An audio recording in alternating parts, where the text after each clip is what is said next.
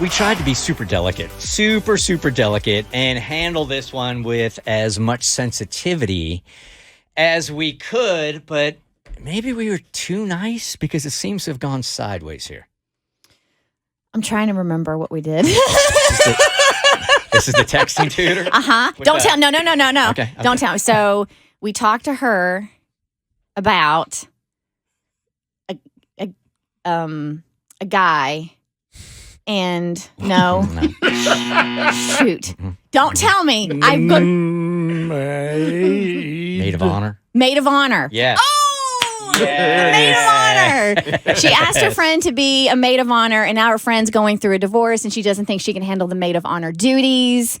And wanted, and also there's some drama with the guy, with her husband, and he's also friends with her fiance, and so he was going to be there, and so there's potential drama at the wedding.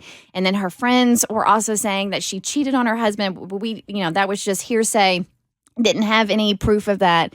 And she wanted to reach out to the maid of honor and try to get her demoted kindly because she was so afraid that there was going to be excess drama or her maid of honor wasn't going to be able to be a good one. Because the maid of honor had all this drama going, at least made up drama. People are have these rumors about her cheating and the cheating family was it's just going to be a mess. So we reached out to her, but at the end of the day, because the way the maid of honor responded, she's like, I'll be glad for this distraction. And, let's start talk about wedding planning. So we did not ultimately kick the maid of honor out. We did not demote her. We didn't kick her out of the bridal party. What we are going to do is she's staying the maid of honor. And she did crack a joke about her ex being there and trying to make him jealous with the date. And we were like, hey, that's, not the time or place. And she's like, I'm just kidding. And we're like, okay. And that was the end of it. I think the point is this maid of honor is going through a real stressful time right now. And our listener, Amanda, wanted to sort of just coax her into making the decision on her own to back out of the duties. But she didn't bite. She's like, this is going to be a great distraction. So Amanda said, that's fine. Okay, you're into it. I'm wrong here. You could be the maid of honor. Then we get an email update over the weekend. That might have been the wrong decision, and maybe we should have been a little bit more aggressive about it. Mo's got the email. Okay. Oh, Kristen, in full transparency, I'm a little insecure about reading now because I was email shamed on Friday when you were out by Bert and Cassie. What we noticed is that when Mo reads emails, he tends to make his voice a little on the deeper side. You do? Not on purpose. I didn't know this was a thing. Really? I called him out. We just received this email from Andy Dufresne from Shawshank Prison. I'm going to try to tone it down, my sexy a little bit. Oh, okay. All right. All right. Yeah. I'm just going to have to be honest with her and tell her that she needs to step aside as maid of honor. You actually sound like Mo. Yeah, you That do. is Well how done. I always read the email. No, it's not. I'm just going to have to be honest with you. Tommy's like, no, it's not.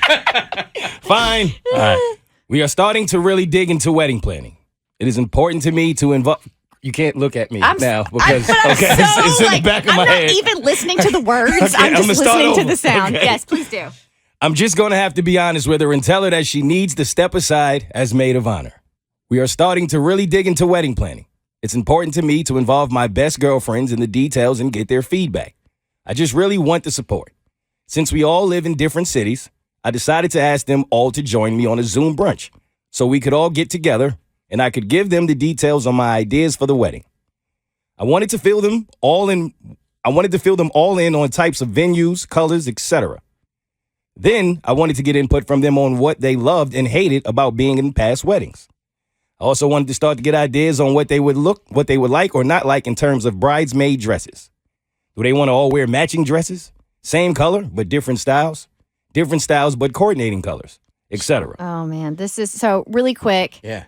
I applaud her for wanting to get all these opinions and make sure everybody's happy. But in the process of trying to please everybody, you ultimately screw yourself. So trying to be this overly accommodating bride and getting all these opinions is going to muddy the wedding waters and make it really, really complicated. But isn't this one of these things that you're damned if you do, you're damned if you don't? Because if you're very specific about all these dresses, then aren't people going to blame you for being a bridesmaid and super controlling?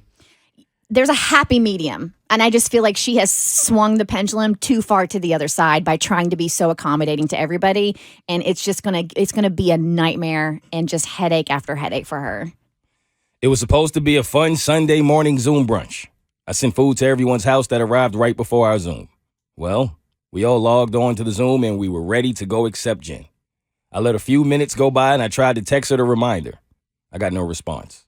Then I tried calling her and got no answer. After several more minutes, we all just decided to start without her. It became very clear during the Zoom that my friend Megan is really who should be the maid of honor. She took complete charge and started taking notes of everything we were discussing. Then she had some really great questions and points that I should consider. After the Zoom, she created a shared document to keep track of all of our notes and ideas and emailed it out to all of us. As for Jen, about 3 hours after the Zoom ended, she texted me and apologized. She said she had completely forgot and that she had a rough night with stuff going on. I told her that I understood and not to worry about missing the Zoom. So now I think I'm going to just tell her that I need to ask her to step down and hand the maid of honor role over to Megan. I think I'll just be blunt and not so delicate like we tried to be the last time. I'll keep you posted. All right, Cassie. You're as close to heartless as anybody in this show. Well, thank you. I didn't say you were heartless. I said you were close. Yeah. So how do you handle a situation like that?